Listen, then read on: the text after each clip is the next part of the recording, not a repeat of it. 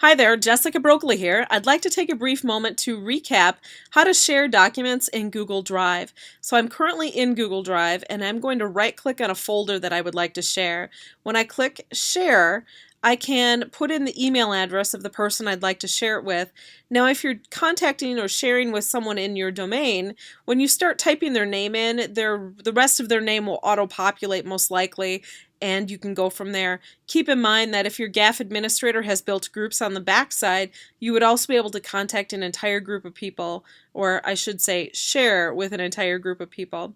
But if you're sharing outside of the domain, if you have that ability, you would need to know what that other person's Google username is for their Drive account, and it might not be their school email. For example, I get a lot of people that try to share things with me at my UW-Platteville email address, but I don't have a Google account under that.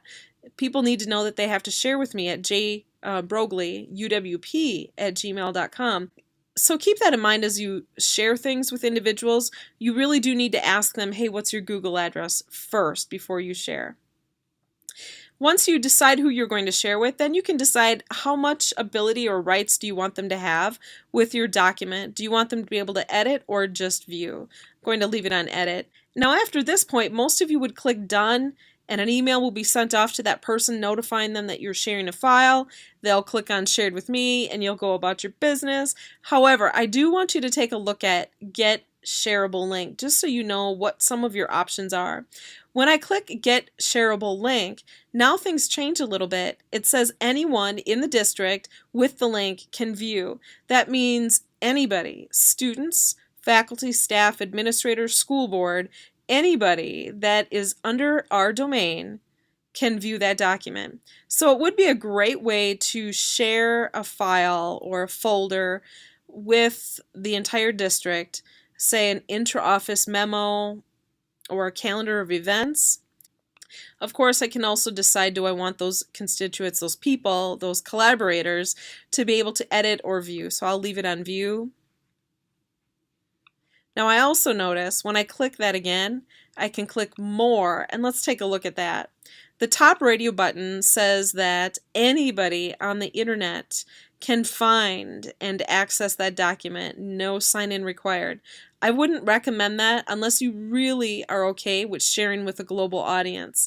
For example, if I'm presenting at a conference and I have a slideshow that I really want to share with participants, maybe I would click public on the web so I could provide anybody that attends that workshop the link to view my presentation. The next radio button down says anyone who has the link can access, no sign-in required. Notice the difference between these two. The top one is searchable. The second one down is a little more restrained in that anyone with the link, so you would have to share the link with the people needing the document. But keep in mind though, if you were to share that with me via email, this link, and I turned around and shared it with 1,500 people on Twitter, now your link, your document, your file or folder has gone to a much bigger audience than you originally intended. So just keep these two in mind, that they're great for sharing outside of your domain if you have that ability, but your file, your folder, your document could be spread a little bit further than you had originally intended. The third radio button down says anyone at Stockton or whatever district can find the file and access. So when they're in Google Drive and they do a search and click on, say, shared with me, they'll be able to see that file. It's searchable. The fourth one down says anyone within the district who has the link can access. So say it would have to go out in some kind of email and be in-house only. So just staff, students, faculty, school board, whoever has an account under that domain would be able to view that if they had the link. Again, that one would be good for some type of inter-office or inter-school, inter-district type of information. I could still see though that if a district were going to do that, they probably would just publish it to their website or include it in an email. So those are the four unusual settings that you have within your domain. Not all domains have these. Many domains say that you can't publish outside of your domain, so don't be surprised if you don't even have these two as an option. And of course, we can turn it off to only specific people can access this file. I guess, when I think about it, as you're getting the hang of how to use Google Apps, I think I would leave it to off, only specific people can access. So I'm going to go ahead and click Save and return back to my original page. So it says now off, only specific people can access. And whoever I type in, they can edit the file.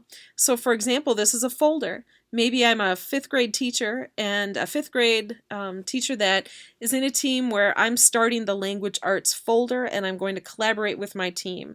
So I would put in the email addresses of everybody in that 5th grade team and give them edit rights. Again, the only people that would be able to view this folder would be the 5th grade team, the people that I contact, nobody outside. So as you start to share things with people in Google Drive, really pay attention who you're all giving access to and pay attention to the consequences of them.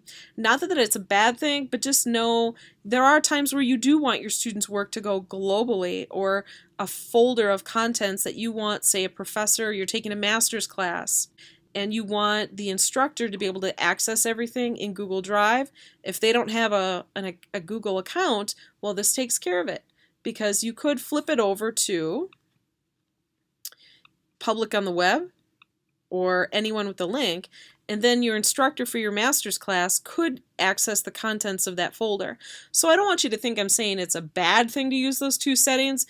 There are plenty of great reasons, and I've used them lots of times, but you just need to be thinking about the consequences of doing that and making sure that it's something that you really intended to go to a wider audience. So as always, if you have questions, let me know. Otherwise, share on and collaborate together. Have fun.